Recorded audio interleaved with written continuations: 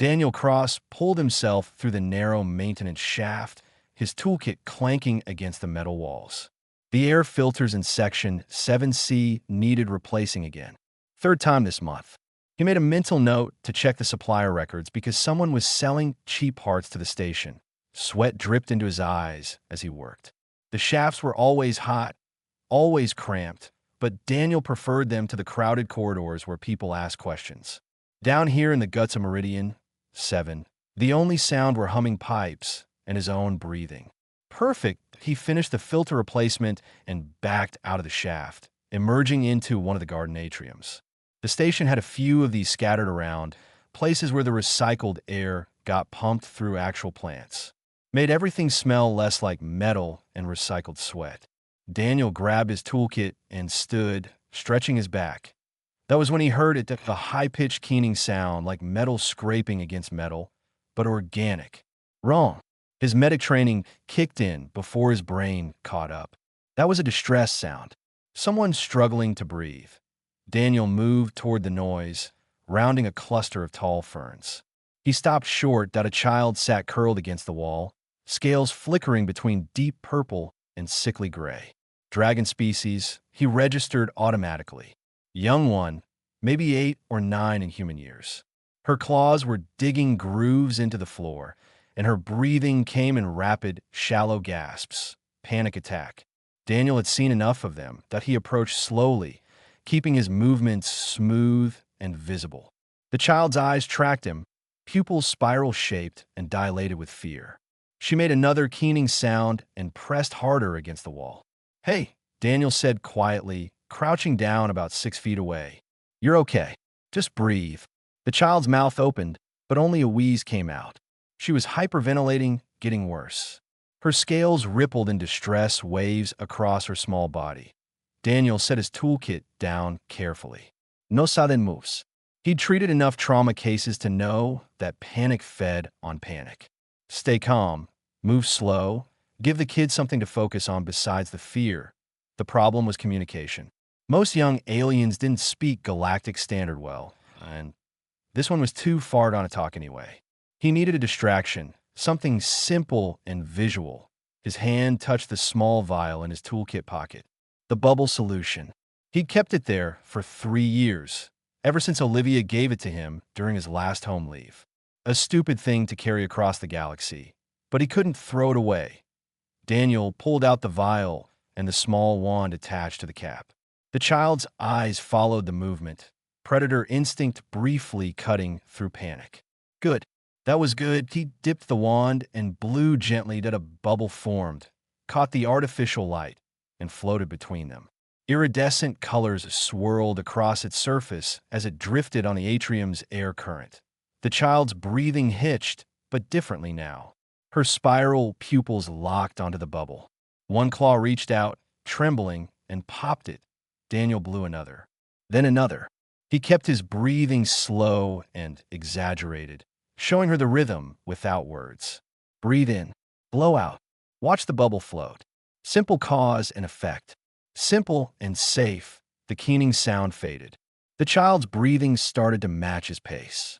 Slow, slower. Her scales gradually shifted back to a steady deep purple.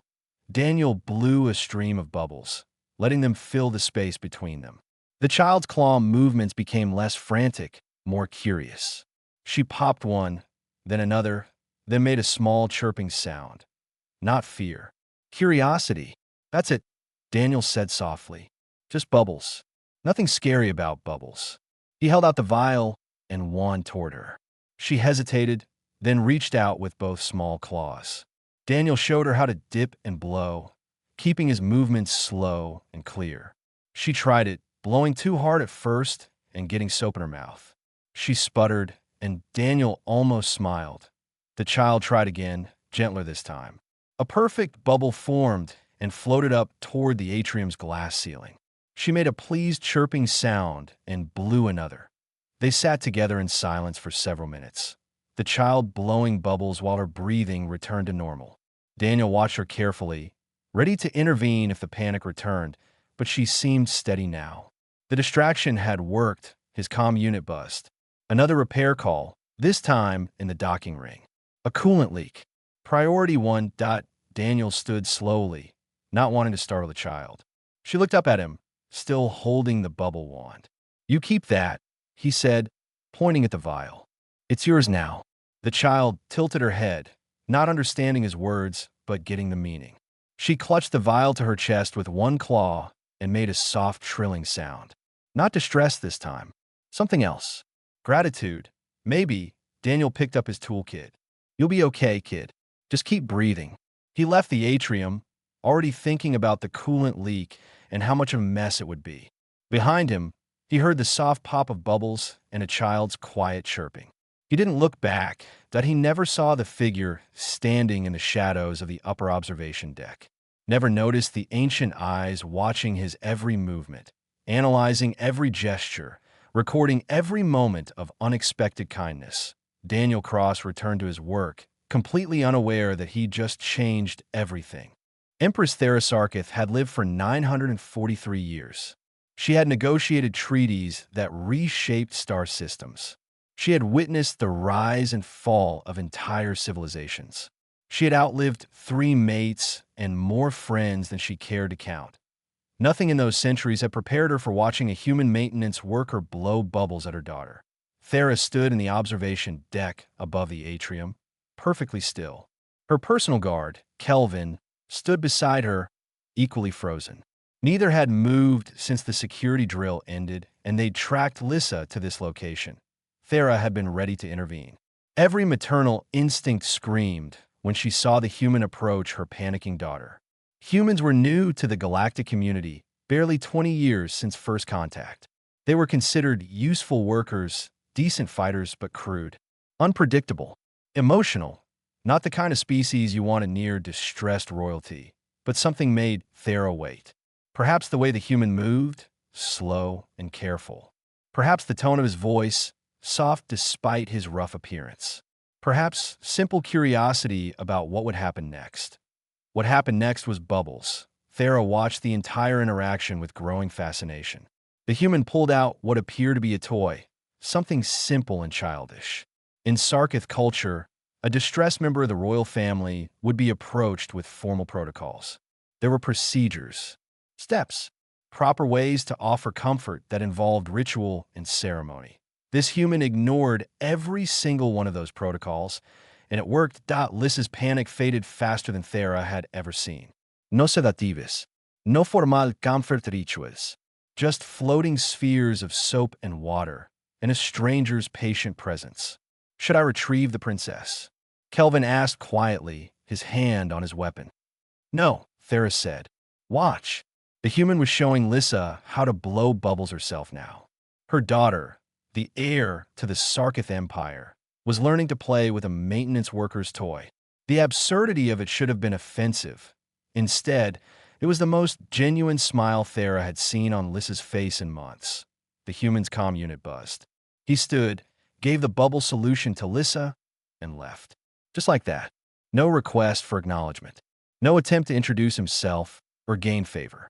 He simply helped a scared child and moved on with his day. Thera remained in the observation deck long after he disappeared. Lissa sat below, still blowing bubbles, her scales showing the calm, deep purple of contentment. Safe, happy, because of a stranger who didn't know who she was. "Find out everything about him," Thera said finally. Kelvin bowed. "Yes, Empress. Shall I have him detained for questioning?" "No. I want information, not interrogation. His name, background, why he's on this station. But do not approach him. Do not let him know we're watching." "As you command." Kelvin left to carry out his orders. Thera descended to the atrium, where her daughter's nurse finally arrived, flustered and apologetic about losing track of the princess during the drill. Lissa ran to Thera, still clutching the bubble vial. "Mama, look what the human gave me." "I see, little flame." Thera knelt, examining her daughter carefully. No sign of the earlier panic. "Are you well?" "Yes." "You show me bubbles. They float and pop, and you can make them, and Lissa's words tumbled over each other in excitement. "What was his name?" "I don't know. He was nice. He helped me breathe." Thera studied the cheap plastic vial in her daughter's claws. A children's toy, worth maybe a quarter credit. Yet Lissa held it like treasure. "May I see?" Thera asked. Lissa handed it over carefully. Thera examined it, noting the worn label, the slight crack in the cap, the way the plastic was scratched from being carried for a long time. This wasn't something bought for Lissa.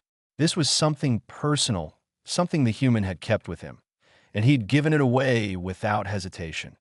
Thera returned the vial to her daughter. "It's a good gift. What do we say when someone helps us?" "Thank you," Lissa said solemnly. "But he left before I could tell him. Perhaps you'll see him again." Thera allowed the nurse to take Lissa back to their quarters. She remained in the atrium, thinking. The bubble incident could be dismissed as a random act of kindness. Humans were known for impulsive emotional responses. It might mean nothing, but Thera hadn't ruled an empire for 3 centuries by dismissing anomalies 0.3 hours later. Kelvin returned with a datapad. Thera reviewed the information in her private chambers. Daniel Cross. Age 34. Former Earth Defense Force medic. 12 years of service, mostly on colony worlds. Decorated for valor, court-martialed twice for insubordination, both charges dropped. Married at 22. 1 daughter. Wife and child killed in the frontier separation crisis. Took hardship discharge. Spent the last 3 years working maintenance on various stations in O criminal record. No thits. No political affiliations. No connections to any power structures. Just a man who fixed machines and kept to himself. The file included security footage from the past month. Thera watched it all. Daniel's routines were simple and repetitive. Work 3rd shift. Eat alone. Sleep. Repeat. But scattered through the footage were small moments. Helping a dock worker with heavy cargo. Fixing a drop translator for free. Talking down a drunk who was causing trouble instead of calling security. Treating a burn victim while waiting for medical teams. Small things. Easy to miss. But they formed a pattern. Daniel Cross helped people. Not for recognition or reward. He just did it. Thera thought about her own empire built on carefully calculated alliances and rigid hierarchies. Every action had a purpose. Every kindness served a goal. The concept of helping someone simply because they needed help was almost alien to her political experience. Yet here was a human who lived it naturally. "What do you make of him?" Thera asked Kelvin. "He's nobody, Empress. A broken soldier working a dead-end job." "Nobody," Thera repeated. "Yet my daughter trusts him more than her own guards." Kelvin shifted uncomfortably. The guards failed to maintain proper oversight during the drill. The guards followed protocol perfectly. But protocols don't comfort frightened children. Bublis do. Thera made a decision. "I want to meet him, but not as Empress. Arrange an accidental encounter. Make it look natural. Empress, is that wise? We know nothing of his true intentions. That's precisely why I want to meet him. I've spent 900 years reading people who have intentions. I want to understand someone who simply acts." Kelvin bowed, though his expression showed doubt. "As you wish." Thera looked at the security footage frozen on her screen. Daniel Cross, unremarkable human, unknowingly teaching an Empress that maybe the galaxy's most powerful empires had forgotten something fundamental about kindness. The malfunction alarm woke Daniel from restless sleep. He rolled out of his narrow bunk and checked his coolant leak in Sector 12, kitchen facilities. They needed it fixed before breakfast shift started in 3 hours. He pulled on his work clothes and grabbed his toolkit. Another day, another leak. The station was old, constantly breaking down in small ways. Daniel didn't mind. Broken things made sense. You found the problem, you fixed it, you moved on. He took the service elevator down to Sector 12, yawning. Sleep never came easy anymore. Too many nightmares, too many memories. Working 3rd shift meant less interaction with people, which helped, but it also meant living on a backward schedule that his body never quite accepted. The kitchen leak was worse than reported. Coolant had pooled across half the floor, and the temperature was already rising. Daniel got to work, shutting off the main line and tracing the source. A corroded joint, cheap replacement part. Same problem as the air filters. He was elbow deep in the repair when someone screamed. Daniel spun around. One of the kitchen workers, a young Pelian, had slipped in the coolant. The kid's arm was pressed against an exposed heating element, skin blistering. Training took over. Daniel crossed the kitchen in 3 strides, pulled the worker away from the heat, and lowered him to the floor. Second-degree burns at minimum, possibly third. The Pelian was crying, clutching his arm. "Let me see," Daniel said firmly, the same voice he'd used on 100 battlefields. "Let me see it." The worker reluctantly moved his hand. The burn was bad, angry red with white patches. Daniel pulled his emergency kit from his toolkit, the one he'd carried since his military days. Burn gel, sterile wrap, pain medication. "This is going to hurt," Daniel warned, then applied the gel without waiting for permission. The worker hissed in pain, but held still. Daniel worked quickly and efficiently. Clean the wound, apply medication, wrap it properly, check for shock symptoms. His hands moved through the familiar routine while his mind cataloged details. Breathing steady. Pupils normal. No signs of allergic reaction to the gel. "Good. You need to get to medical," Daniel said, helping the worker to his feet. "This is stabilized, but they need to check for nerve damage." "I can't afford medical bills," the Pelian said weakly. "Tell them it's a workplace injury. Station covers it." Daniel guided him to a chair. "Stay here. I'll call it in." He finished the coolant leak repair while waiting for the medical team. They arrived 10 minutes later, checked the worker, and took him away. One of them nodded at Daniel's field dressing with professional respect. Daniel returned to his repair. The kitchen supervisor arrived, saw the fixed leak, and thanked him. Daniel just nodded and left. His shift report would note the injury and response time. That was enough. What Daniel didn't know was that Empress Thera had watched the entire incident through the kitchen security feed. She sat in her quarters, reviewing days of footage. Kelvin had been thorough. Every public moment of Daniel's life on the station was documented. Thera watched him work, eat, sleep, and exist in his quiet, isolated way, but scattered through the mundane routine were these moments on his second day of observation. Daniel found a translator earpiece in a corridor. Instead of keeping it or selling it, he spent his break fixing the cracked casing and left it at the station's lost and found. Translators were worth 50 credits. He gave it away on the 3rd day. A drunk Krillian blocked a corridor, angry and belligerent. Security was called, but Daniel arrived first. He talked to the drunk in a low, calm voice, convinced him to go home, helped him to a transit pod, never raised his voice, never called for backup. On the 4th day came the kitchen burn. Medical response praised his field treatment. Probably saved the kid's hand. Small things. But they added up to something larger. Thera paused the footage and leaned back. Kelvin stood nearby, waiting for orders. He was a combat medic, Thera said. 12 years of treating injuries under fire.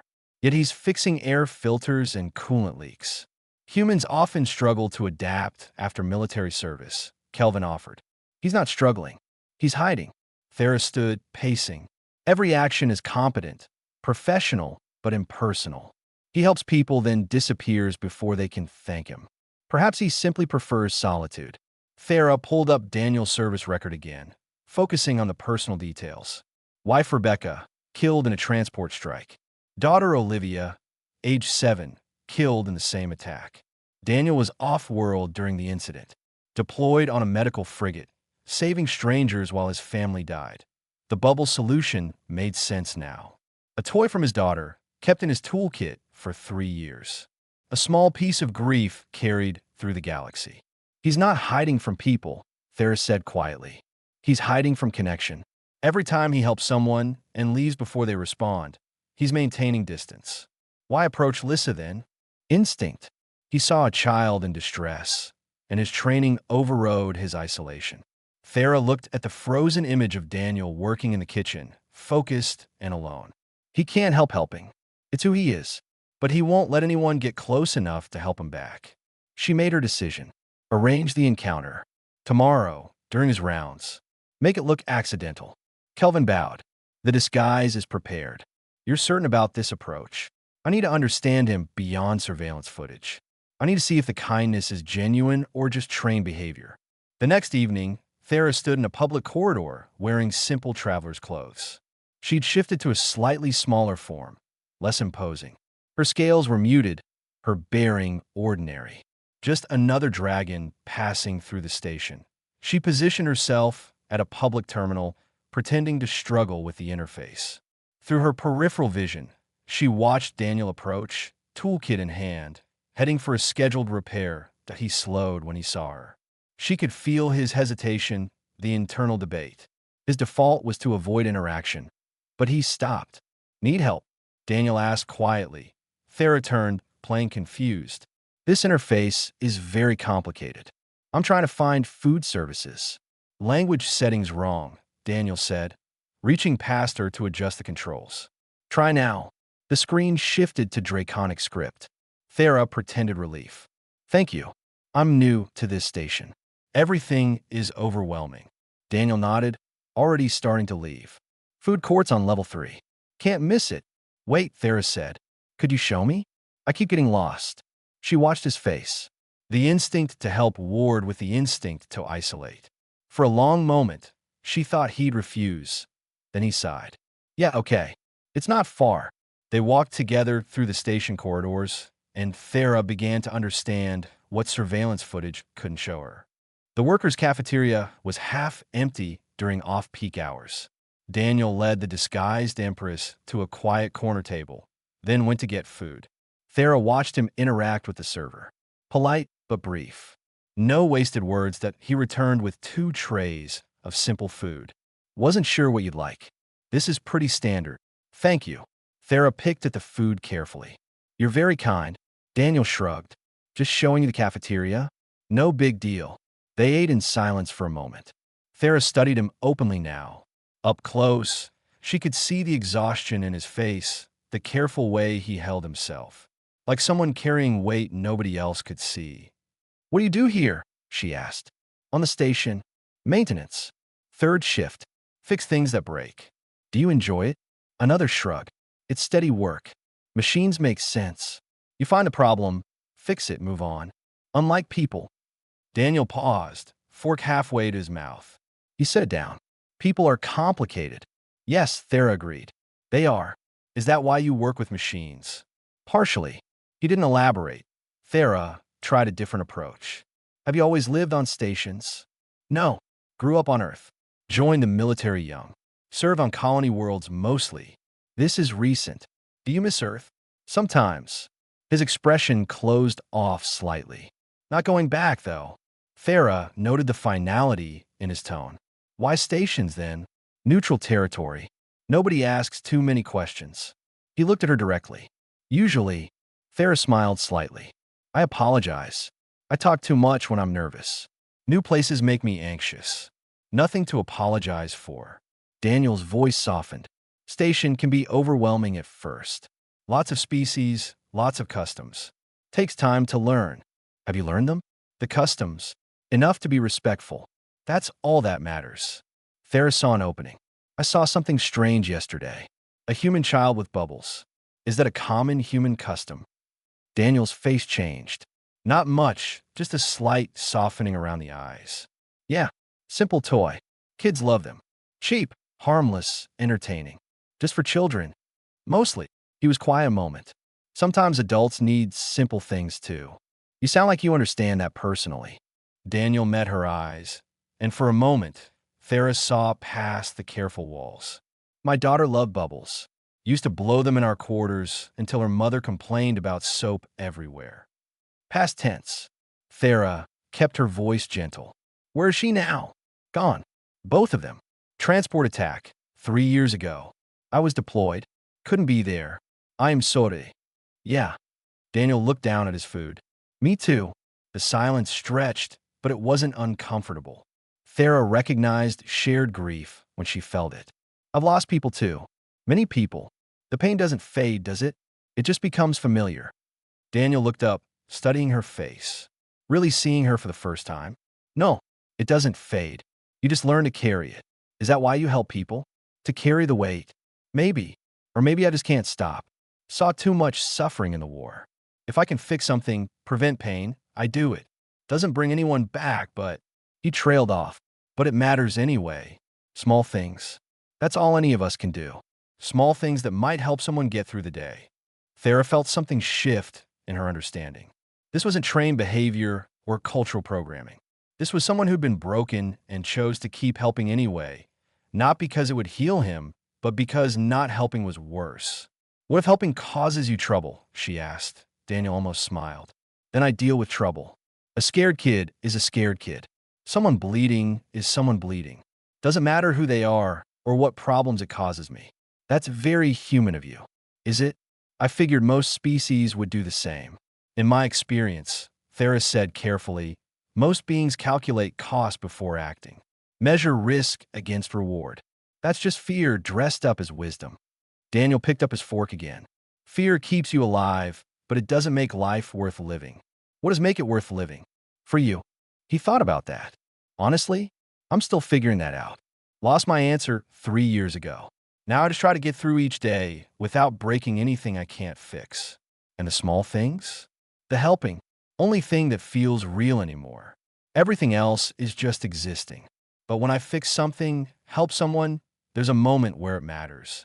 Brief but real. Thera understood then. Daniel wasn't hiding from connection. He was maintaining it in the only way he could handle. Brief moments of genuine care, then distance before it could hurt him. You must have been a good medic, she said. I was adequate. Kept people alive more often than not. That's not what I meant. I meant you must have cared about your patients. Caring was the job. Still is, I guess. Just different now. Daniel's comm buzzed. He checked it and sighed. Emergency repair. Docking ring. I need to go. He stood, and Thera did too. Thank you for showing me the cafeteria. And for the conversation. No problem. Hope you find what you're looking for on the station. Thera watched him leave, his toolkit bouncing against his leg as he walked. She sat back down, thinking. Her guards materialized from various positions around the cafeteria. Kelvin approached. Well, he's exactly what he appears to be, Thera said quietly. No hiding agenda. No calculations. Just someone trying to survive grief by being useful. That makes him dangerous, Empress. Unpredictable. No, it makes him genuine. And that's rarer than any metal in this galaxy. She stood. Arrange a formal meeting. Tomorrow. You're revealing yourself. I want to see what happens when he realizes who I am. Whether the authenticity survives the revelation. And if it doesn't, Thera thought about Daniel's words. Small things matter. Brief moments that feel real. Then I'll know that even humans have limits to their idealism. But I don't think they do. I think that's what makes them extraordinary. She left the cafeteria, already planning her next move. Behind her, the workers whispered about the strange dragon who'd eaten in their section. None of them recognized their Empress, just as Daniel hadn't. And that made everything he'd said true. Daniel stared at his datapad for the third time, certain he was reading it wrong. The message was still there, formal and official. Your presence is requested by Empress Thera Sarkith. Diplomatic Suite 7, 1,400 hours today. Attendance is mandatory. The Empress, the dragon who ruled half the known galaxy, wanted to see him. Daniel sat on his bunk, trying to make sense of it. He'd never dealt with anyone important. Maintenance workers didn't get summoned by royalty, unless he'd broken some law he didn't know about, or violated some protocol. The woman from yesterday. Thera. That was a common enough name, wasn't it? Couldn't be the same person, except the message was signed by her personal guard. Kelvin. Daniel's stomach dropped. He'd eaten lunch with the Empress. Complained about people being complicated. Told her his life story like she was just another traveler. He was definitely in trouble. A T-1,345 hours, station security arrived at his quarters. 2 guards, both professional and neutral. Daniel Cross? Please come with us. They escorted him through parts of the station he'd never seen. The upper levels where diplomats and traders lived. Everything was clean, expensive, maintained by people who actually cared. Not like the workers' sections where Daniel spent his time. They stopped at a large door marked with Sarkith symbols. One guard pressed the entry panel. Daniel Cross, as requested. The door opened. The room beyond was overwhelming. High ceilings, precious metals everywhere, artifacts that probably cost more than Daniel would earn in his lifetime. And in the center, sitting on what was almost a throne, was Thera, except she wasn't small anymore. She'd returned to her full size, scales gleaming with authority, wings folded against her back. Royal guards flanked her, including some he recognized from security footage. They all looked at him with varying degrees of suspicion. This was the Empress, and he'd told her machines made more sense than people. Daniel stood at attention, old military habits taking over. Your Majesty. Thera studied him in silence. The moment stretched. Finally, she spoke. Do you know why you're here? No, ma'am, but I apologize for any offense I've caused. What offense would that be? Daniel's mind raced. I spoke casually to you yesterday, without knowing your identity. That was inappropriate. Was it? Thera leaned forward slightly. What should you have done differently? I should have recognized you. Should have shown proper respect.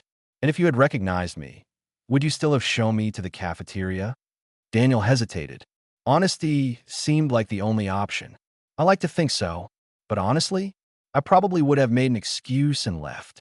Wouldn't have wanted to mess up protocol. One of the guards made a disapproving sound. Thera silenced him with a gesture. At least you're honest. Kelvin stepped forward with a datapad. Daniel Cross, you are formally charged with unauthorized contact with the royal heir, Princess Lissa. You approached her without proper clearance, violated security protocols, and distributed unapproved materials to a member of the imperial family. The atrium, the bubbles. Daniel finally understood. I was helping a scared kid. The princess is not a kid, the guard snapped. She is. Thera raised one claw. Let him finish. Daniel looked at the Empress directly. Your daughter was having a panic attack. I helped her. That's all. If you had known her identity, would you still have helped? The same question again. Daniel thought about it honestly. I like to think so, but I might have hesitated, worried about doing it wrong. Like now, why bubbles? Simple distraction technique. Visual, harmless, gives the patient something to focus on besides panic. Standard trauma response. The vial you gave her was yours. It wasn't a question. Yes, my daughter's originally, but your daughter needed it more. The guards shifted uncomfortably. Giving royalty-used items was apparently a major offense. Daniel didn't care. He'd do it again. Thera stood, descended from her seat, and approached him. Daniel forced himself not to step back.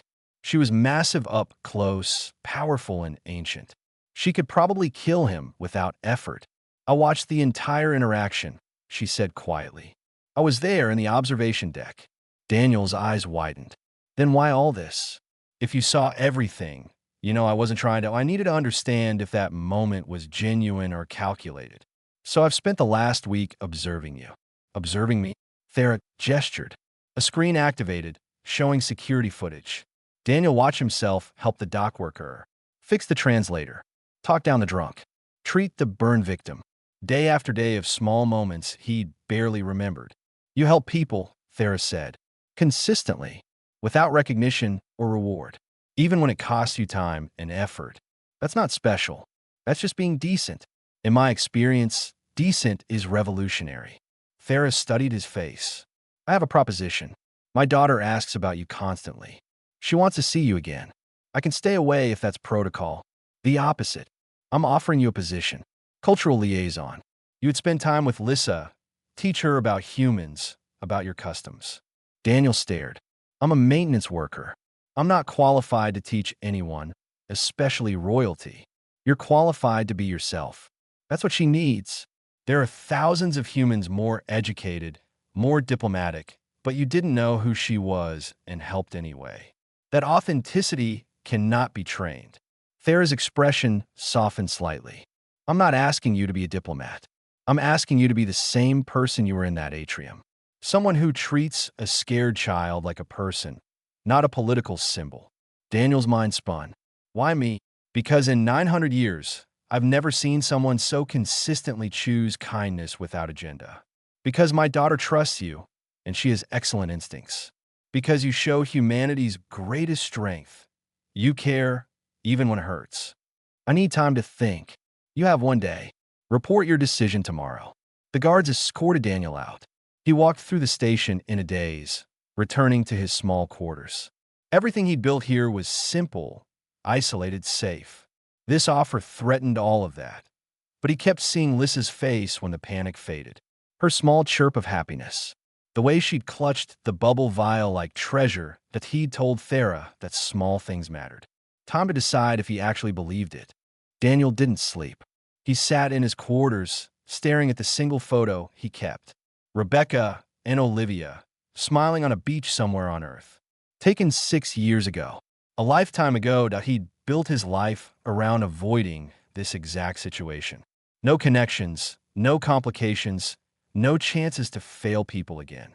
Just work, solitude, and the occasional small kindness that cost him nothing emotionally. Thera's offer shattered that careful distance. T0, 800 hours. He made his decision. He cleaned up, put on his least-stained work shirt, and headed to the diplomatic suite. The guards recognized him this time, waved him through without questions. Thera was alone except for Kelvin. She stood by a viewport, watching ships dock and depart. She turned when Daniel entered. "I'll do it," he said, "but I have conditions." Thera's expression showed amusement. "You negotiate with an Empress? You asked me to be myself. So I am." "Fair enough. What are your conditions?" "I keep my maintenance job. I need the work, the normalcy. Meetings with Lissa happen in normal places, not formal chambers. And if I think I'm causing harm, I can walk away. No questions." Thera considered. "Acceptable. But I have conditions too." "Okay. You attend certain diplomatic functions. I want others to see you, to understand what you represent. You be honest about human culture, even when it contradicts our customs. And you teach Lissa not just about humans, but about kindness itself." Daniel frowned. "Can't teach kindness. Either you have it or you don't. You teach it every time you help someone. I'm asking you to do it consciously." He thought about that. "All right, I'll try. Then we have an agreement." That afternoon, Daniel met Lissa in one of the station's public gardens. Not the atrium where they'd first encountered each other, but a similar space with plants and recycled air. Thera watched from a distance with her advisors. They looked horrified when Daniel pulled out a set of basic tools and started teaching Lissa how to tighten a loose panel. "The princess cannot perform manual labor," one advisor hissed. "The princess can learn that work has dignity." Thera replied calmly that Lissa's claws were too large for the small screws, but she tried anyway, her tongue sticking out in concentration. Daniel showed her how to brace the tool, how to feel when the screw was tight enough. "Why do we fix things?" Lissa asked in careful galactic standard. "Because broken things don't work. And when things don't work, people suffer. But you're not royalty.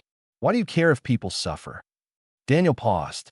"Doesn't matter if I'm royalty or not. Pain is pain. If I can stop it, I should. Even for strangers. Especially for strangers. They need help more than friends do." Lissa thought about this while tightening another screw. "Mama says you're very human. I suppose I am. What makes humans special?"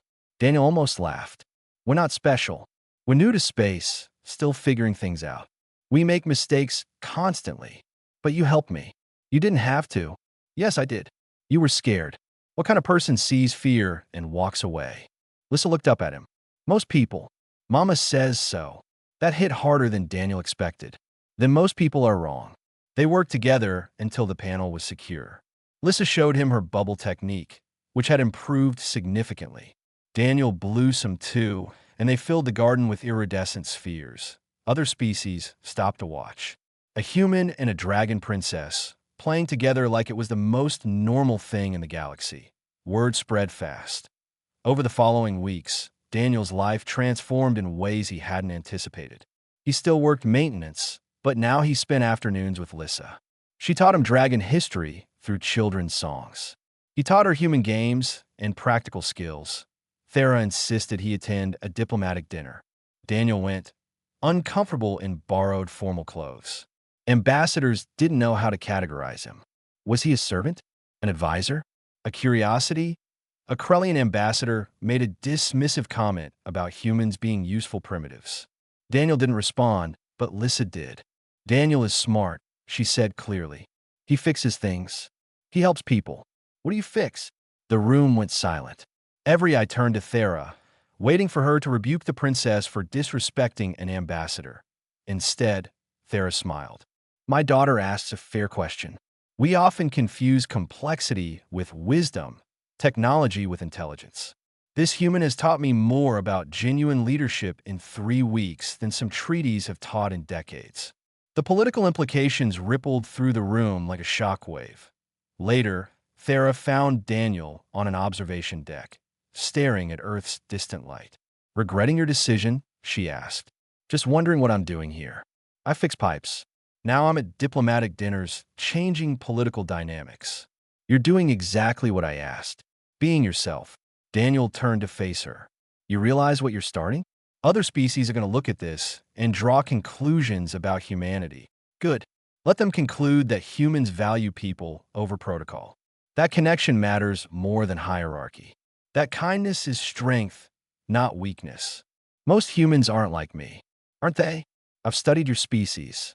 You're all bizarrely willing to help strangers. You bond across species lines. You treat others as equals even when you're outmatched.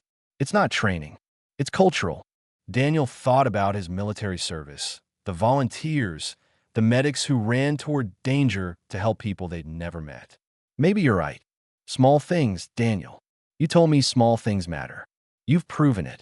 Months passed in quiet transformation. Lissa grew more confident, more empathetic. She learned to see people as individuals, not categories. She taught other dragon children, who taught others. Thera established a formal cultural exchange program, using Daniel as the model.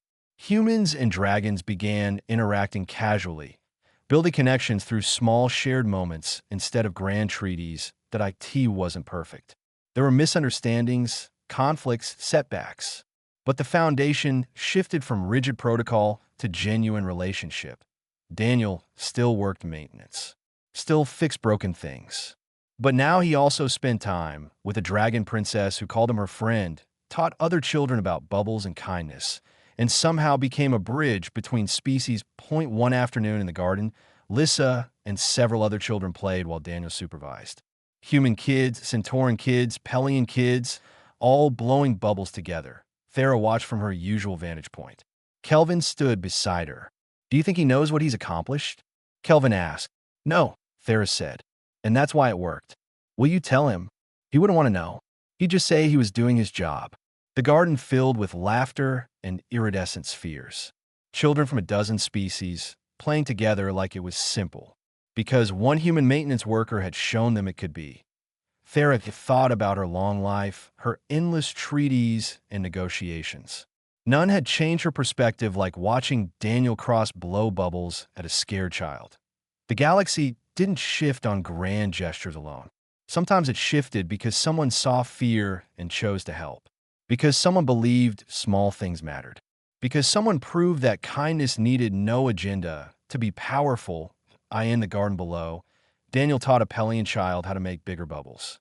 The child succeeded and chirped with delight. Daniel smiled, a genuine expression Thera had rarely seen in their early meetings. He was healing too, she realized. Slowly, through helping others, he was learning to forgive himself for the family he couldn't save. Bubbles caught the station's light, casting rainbow reflections across the garden. Simple spheres of soap and water, made profound by the hands that created them and the connections they fostered. Thera understood finally what made humans extraordinary. Not their technology or their strength, but their stubborn insistence that everyone mattered. That every scared child deserved comfort. That small kindnesses built bigger worlds. One human veteran with a vial of bubble solution had taught an empire that the strongest foundations were built not on power or protocol, but on moments of simple, genuine care.